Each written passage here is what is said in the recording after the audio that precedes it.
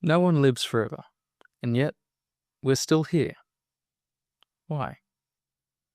The answer can be traced back to an endless chain of ancestors, successfully passing their genetic information all the way down to you.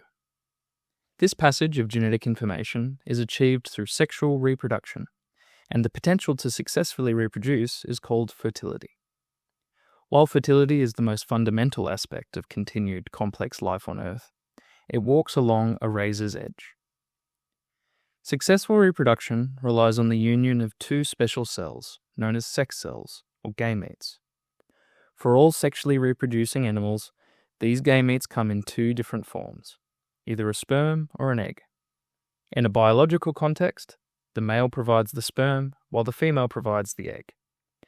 We, at the Eggsperts, understand that biological definitions of male and female might not align with everyone's personal experience, but for the sake of clarity and brevity, I'll be referring to females as those who have traditionally internal reproductive organs, and males as those who have traditionally external reproductive organs. Fertility can break down at many levels and can affect both males and females. However, there is one big difference. You see, while a healthy male is largely fertile throughout their life, all females have a predefined endpoint to their fertile lifespan. We call this end of female fertility menopause. But what is it? Why does it happen? What can we do to stop it? And if we could, should we? Hi, I'm Brendan from the Eggsperts, and today I will be taking you through what we know of human female fertility and why it meets such an inevitable end. You see, while males continually produce sperm day in and day out from puberty until death, females are born with their entire lifetime supply of eggs, numbering around 1 million eggs at birth. Once they are used, they're gone forever. As the years go by, eventually all the eggs will be used. You might be asking at this point, but Brendan, you just said females are born with nearly 1 million eggs, right? Shouldn't that be more than enough? No one's having 1 million children. Good question, Brendan. But unfortunately, the fact of the matter is, of those 1 million eggs, only about 450 of them will ever reach a state at which they can be used. The rest, the 999,550 others, all steadily die off until by the age of 45 to 55, when less than 1,000 of these eggs remain, female fertility is completely lost. We refer to this in the business as menopause. The way and rate at which these eggs are lost from the ovary remains a topic of intense interest. It's something that I personally research into daily.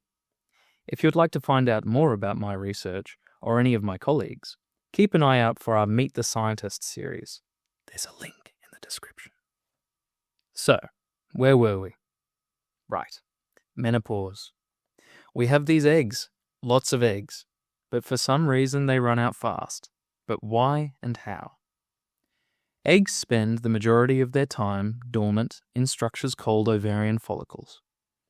In the simplest terms, these are sleeping follicles consisting of an egg surrounded by a layer of specialized supporting cells. In this state, they lie in rest, not growing, not dying, just remaining, until, in what seems to be a random event, some of these arrested follicles begin to grow. We call this process primordial follicle activation, and once activated, a follicle is set on a one-way trip. First, those specialized cells change shape and begin to divide. Next, the egg begins to grow, and soon after, yet another special cell type joins the party. At this stage, the follicles start to produce female hormones like estrogen. At the final stage, the follicle has grown more than 800 times its original size, and then, pop! The egg is released, in a process we call ovulation. The ovulated egg is ready for fertilization, and the ovary's work is done, at least for now, until the whole thing repeats again next month. But let's go back to the start.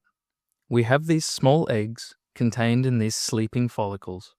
In humans, around 1,000 of these small follicles activate per month, but of these 1,000, only one will make it all the way through to ovulation.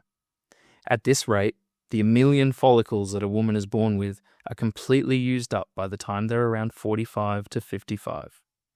It's not known why or how these follicles activate at such a seemingly fast rate. We don't even know if female fertility requires the seemingly wasteful use of 1,000 follicles per month, although it doesn't seem likely. The result is that follicle activation, the very process that allows for female fertility in the first place, is the very process that leads to the loss of fertility with age. Now, there are some other factors such as smoking, alcohol, certain infections, medication, and autoimmune diseases, but the main cause of lost follicles arises from the natural, one-way process of primordial follicle activation. But the loss of egg quantity is just one side of the coin. Another, equally important aspect of ovarian aging is the loss of egg quality. To help me explain this a bit better, let me introduce you to my fellow expert, Dr. Alex. And now take 2. But the loss of egg quantity is just one side of the coin. Another, equally important aspect of ovarian aging is the loss of egg quality. To learn more about this, stay tuned for upcoming episodes where we talk about egg quality. To learn more on what other toxins and substances affect egg and ovary health, you can jump over to our video on bisphenols, presented by Dr. Alex. Bisphenols are nasty little chemicals that are in more things than you probably think. But now, let's talk about menopause and some of its other complications. More than just the complete loss of fertility, menopause also represents the complete loss of female reproductive hormones. This cessation comes along with a series of health effects, such as bone health, or osteoporosis, heart health, atherosclerosis, or thickening of the arteries, hot flushes, and a failure of being able to regulate temperature, a loss of libido or sex drive, incontinence, the inability to control one's urination, as well as weight gain. These comorbidities, particularly the effect to bone and heart health, pose a major problem to healthy aging. Estrogen promotes bone growth and health. When it's lost after menopause, the bones lose their density and become brittle and easily broken. Past the age of 48, women have a higher incidence than men in almost all fracture types, nearly double that of men of the same age. So, you might be asking at this point, is there anything we can do to prevent or cure menopause? To investigate this, we should look back at the root cause. As discussed, menopause is caused by the progressive loss of follicles or eggs through the process of primordial follicle activation. This means that attempts to stop or delay menopause must either make it so the women are born with more eggs, protect the current eggs, i.e., limit the rate at which they're lost, or make it so that the eggs can be replenished later in life.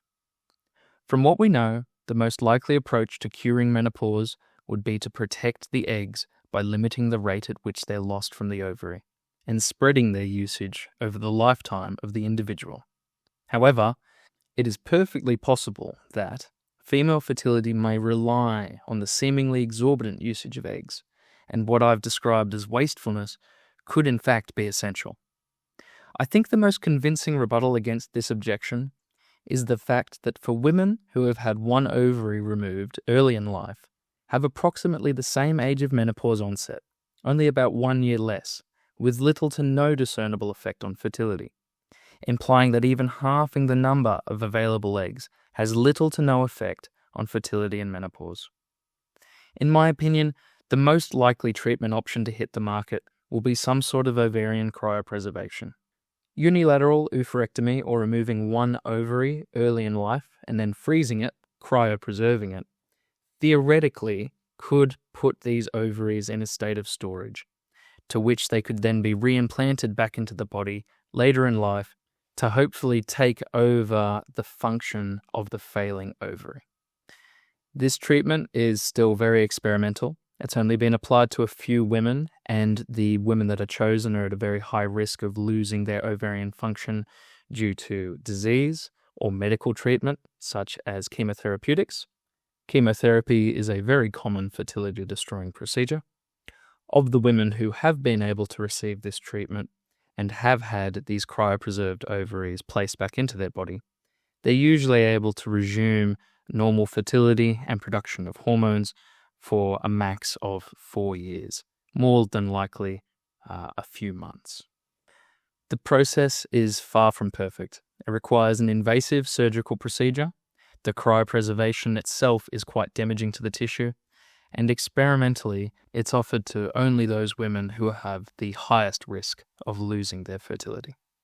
However, this does seem to be the most likely option as of now. But what about a less invasive solution?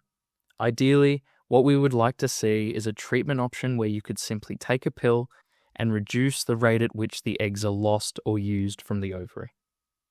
This theoretical treatment is still likely a ways away from being a reality. But as we find out more and more about the fundamental processes of primordial follicle activation, we are finding targets that could be used to slow the loss of follicles. The closest thing we have at the moment is a preclinical treatment that would use the hormone known as AMH, or anti-Müllerian hormone. We find that when given at high concentrations, AMH can provide some protection to the egg cells of mice. This is far from a perfect cure.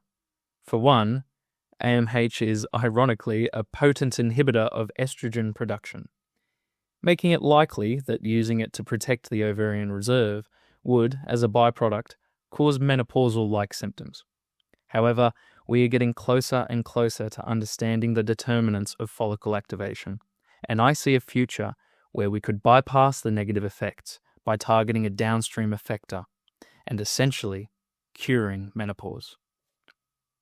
It's all well and good to speculate on a miracle treatment that would make menopause a thing of the past, but as is so often the case, it's not as easy as that. I've found in my time in the field that the idea of menopause being something that needs to be cured or treated produces an uncomfortable feeling in many people.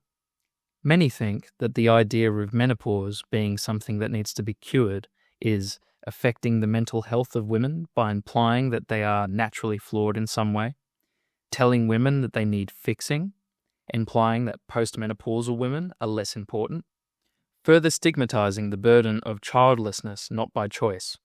They also tend to think that delaying or preventing menopause will produce other health problems of comparable burden, such as increased risk of cancer, or that this would just lead to a reliance on other pharmaceuticals. On the other hand, there are people who think that, if preventable, this would produce greater lifespan and health span to billions of women worldwide. That if we had the treatment, it would be immoral not to offer it as an option. That so much of our current world is unnatural that messing with menopause is a no-brainer.